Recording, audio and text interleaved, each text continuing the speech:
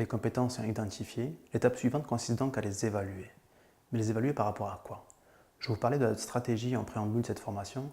Avant de le mesurer, il faut tout d'abord évaluer les besoins en compétences.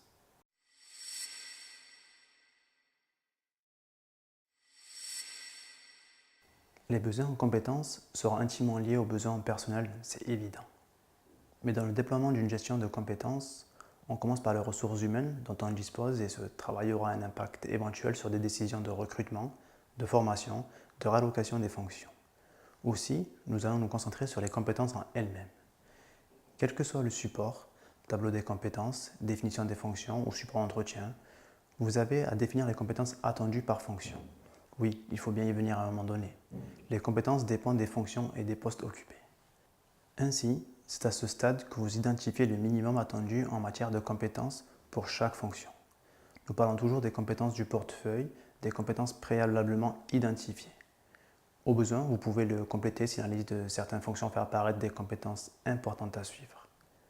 Selon la méthode que vous retiendrez, ces compétences attendues peuvent être: elles sont attendues ou pas, elles sont attendues à un niveau particulier selon la fonction. Par exemple, une compétence peut être attendue et détenue ou pas, que l'on peut signifier par 1 ou 0, par tout ou rien, bref, par un caractère binaire. Une compétence peut également être évaluée sur plus de critères, allant toujours par exemple de ne pas maîtriser à notion, autonome, jusqu'à expert. Dans la vidéo précédente, j'ai pris pour exemple une compétence en matière de contrôle. On entendra pourquoi pas qu'un opérateur ait des notions de contrôle, une sorte de vigilance, qu'un contrôleur en atelier de fabrication soit autonome et que le responsable du service contrôle soit lui expert dans cette compétence.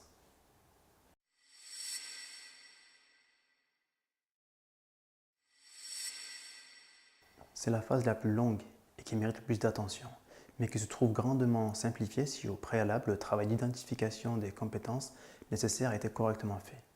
Ainsi, comme tout élément d'un système de management, cela n'est pas parfait au déploiement. Au fur et à mesure des réévaluations, votre système de gestion des compétences va trouver ses marques et s'ajuster. Cela consiste simplement à évaluer les compétences détenues par une personne avec les compétences attendues pour sa ou ses fonctions, ainsi que les compétences qui ne seraient pas forcément attendues, mais dont il dispose. Les leviers efficaces d'une bonne évaluation de ces compétences sans être obligatoires, mais très précieux, sont évaluer les compétences avec leur acquisition et leur niveau, avec les collaboratrices et collaborateurs concernés. Transmettre le référentiel de compétences avant l'évaluation afin que chaque participant puisse préparer cette dernière. Rappeler également que le principe n'est pas de définir des meilleurs et des pas bons, mais d'identifier le degré de maîtrise de l'activité et les besoins ou potentiels en formation notamment. Intégrer cette évaluation si cela est possible et si vous en disposez aux entretiens annuels d'évaluation. Il répond tout à fait à cette disposition qui consiste à faire un état des compétences. À présent, vous disposez des compétences attendues, des compétences détenues.